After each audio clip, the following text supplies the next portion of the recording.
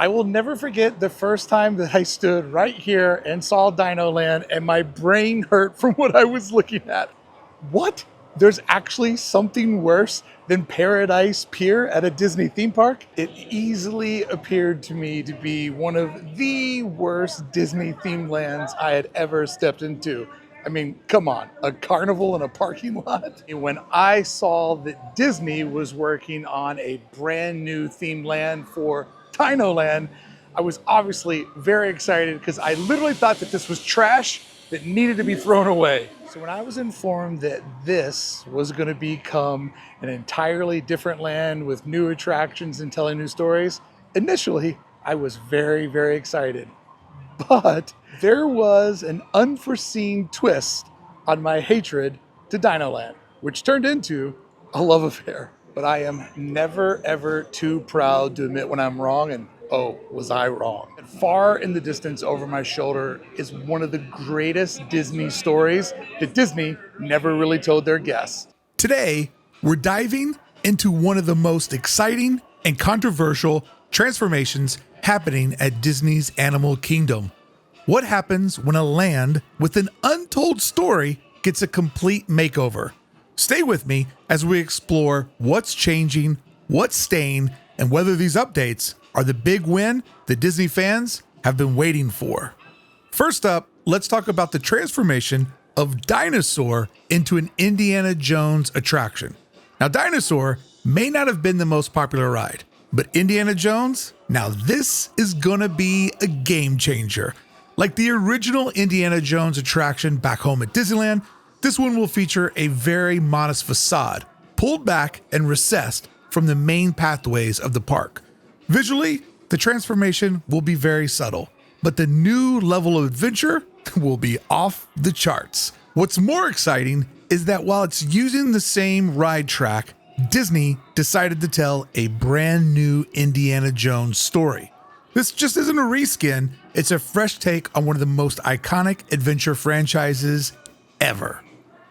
So obviously, no doubt that the Encanto attraction, which I believe is going to go on this ridge behind me, is a great addition to Disney's Animal Kingdom. A ride for the entire family, a dark ride, a nice place to go get some air conditioning break from this oppressive Orlando heat. But on top of that, it's an IP, it's a world that most families and most kids know. And if there's one thing I've learned about the youth, they need for everything to belong to something so they can associate, what am I doing with my time? What am I seeing? Oh, this is a movie, this is a world I know, and I'm stepping into it. I'm stepping into Encanto. But maybe just as important as the attraction itself is the green space that Encanto is going to bring to Disney's Animal Kingdom, because there is a lot of asphalt out here and there is a lack of shade.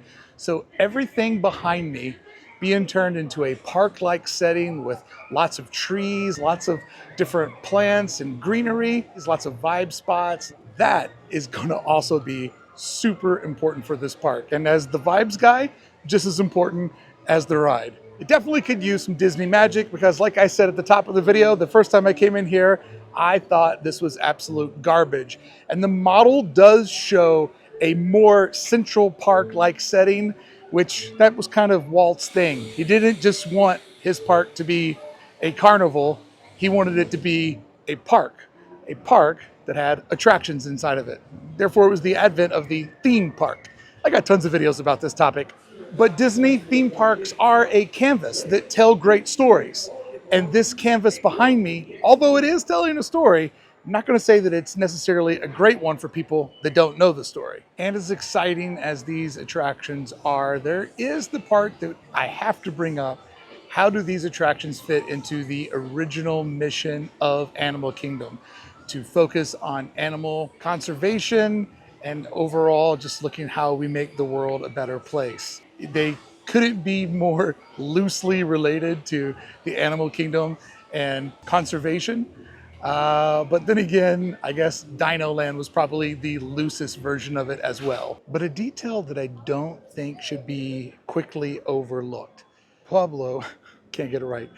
Pueblo Esperanza, I think that was it.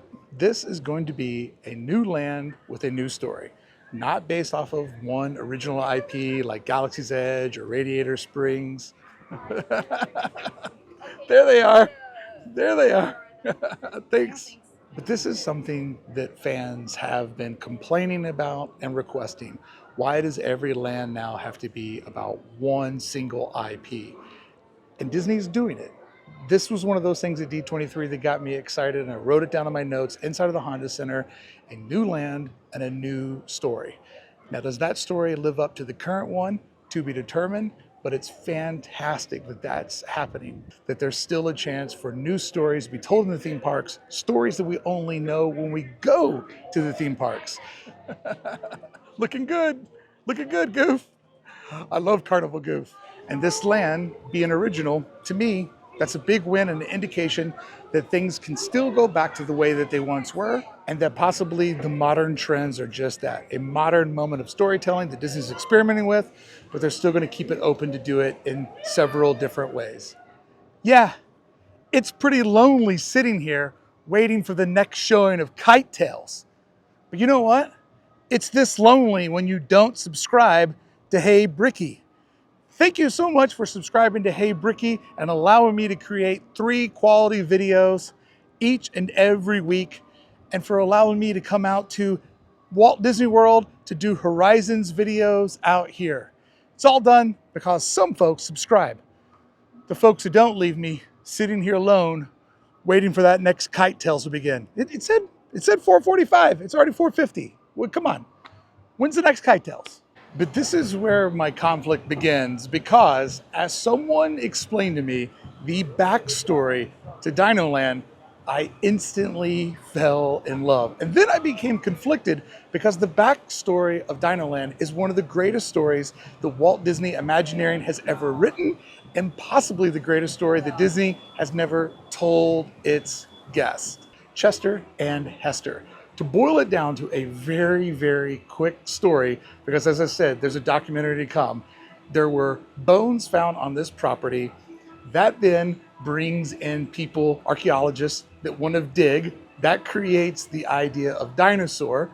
Then to profit off of it, we get the roadside attraction, which is the carnival, but also students come out here. And there's a camp that's been developed for the students to come out here at a dig site and learn the art of archaeology, which is where Restaurant Asaurus comes in.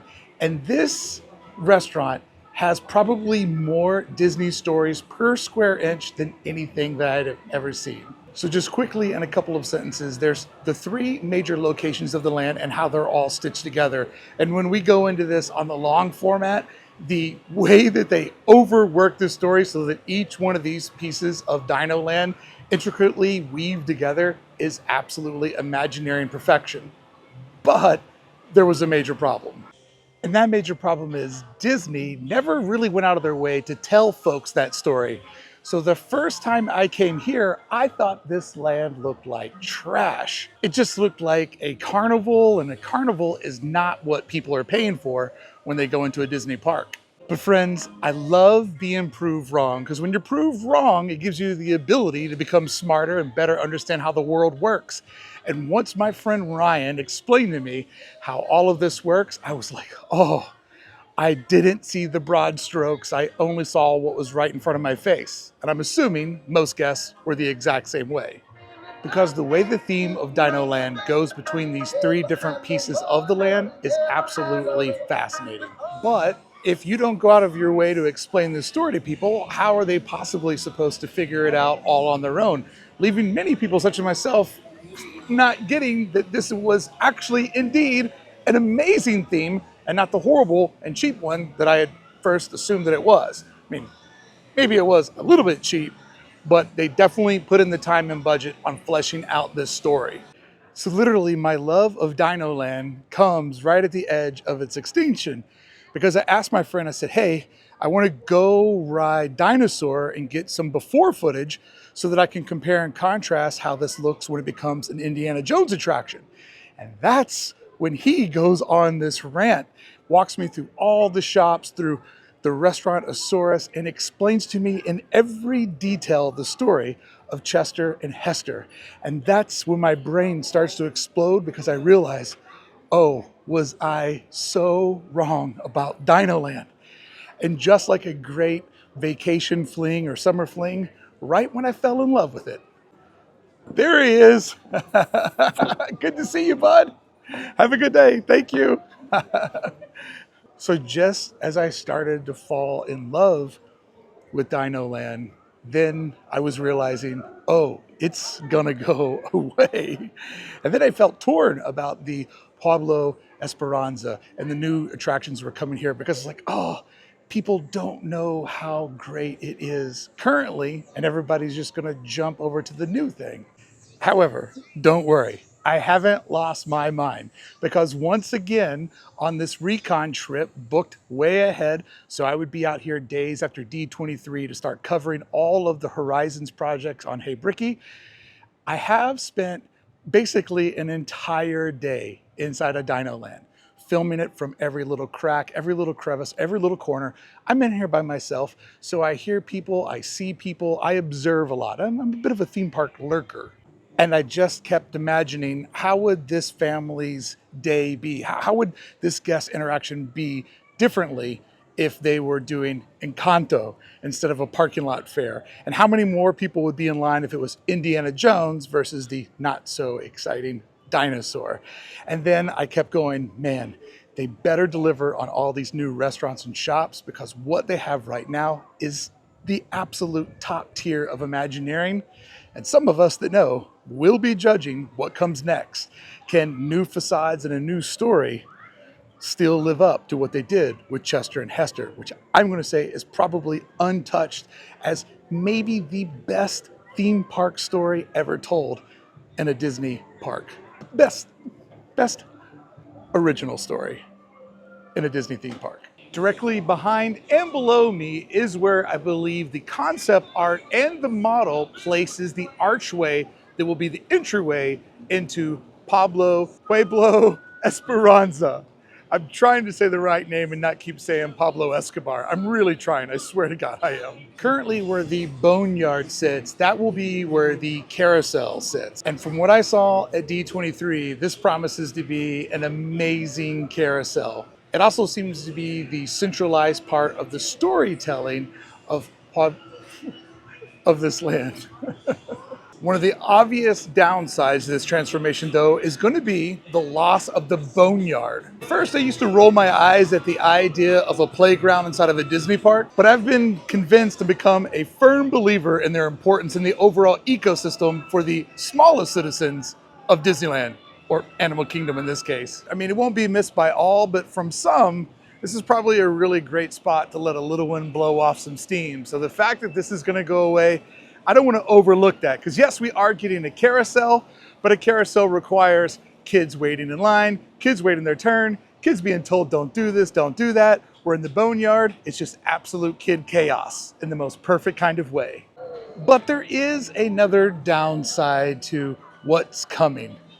The Dino Land story is going to get swept away, which is why I'm obviously going to be turning that into a whole separate project because there's no way to fit that inside of this one. But if I am reviewing this honestly, and if I am critiquing this and looking at all the ups and downs, a major down is that the Dino Land Chester and Hester story is going away, and sadly before most people ever got to hear it. But on a good note, Disney isn't replacing it with a land that is solely based on one single IP. So there is hope that the Pueblo Esperanza, I feel like I got close that time, does tell a whole new story. And who knows, maybe it'll be as imaginative and as detailed as the one that we got with Dino Land. And I mean, I guess to me, the saddest thing about this part going away is being a creative and knowing how hard it is to create something from nothing. Just if you have a chance, please go into Restaurantosaurus before it closes and just start at one wall and work your way around. It is a phenomenal story, and make sure you look up. You know that's the number one rule. Always look up in Disney stores and restaurants. That's where they tell the story, and the attic where the students live is chef's kiss. So obviously there's a little bit of conflict on me. The old going away and the new coming in. I mean, it's pretty easy to see that the new is a vast improvement, and it's going to make 99% of the theme park fans even more excited about Animal Kingdom. And for people that hate IP, good news. So many people are going to rush over to Indiana Jones and Encanto and Avatar, and all of the animal-based rides will have less people competing for good seats. So the safari is going to be yours, baby. A massive win for the theme park fans. And that's what I keep trying to drive home about Epic Universe. Competition in the marketplace is great for us, the theme park guests. So this immature way of looking at it's a battle of us versus them. No, no, no, no. It's what can they do for us? Because it's our dollars, our time, and our investments that drive all these parks. So instead of looking at it as a competition between two companies, you should look at it as a competition for your attention. And just to think, in a matter of years, I'll be standing inside of a beautiful grassy park and not inside of a hot, busted parking lot. That alone is worthy of celebrating. And we'll just say Indiana Jones, a beautiful carousel, an original land with an original story. We'll just say that that's icing on top of that cake. But as always, the success will hinge on how well Disney puts all of this together. It looks like a lot of the same buildings are going to be used, but how do these new facades and new decorations tell a new story for a new generation? That part is still to be determined. The overall vibe and storytelling that brings the attractions together, that's just as equally as important, so that when you get to that attraction, it feels like a big reveal, a big win, and not just like, oh, that's sick. That's where the Encanto house is. Because don't forget, good theme park lands are designed like a story.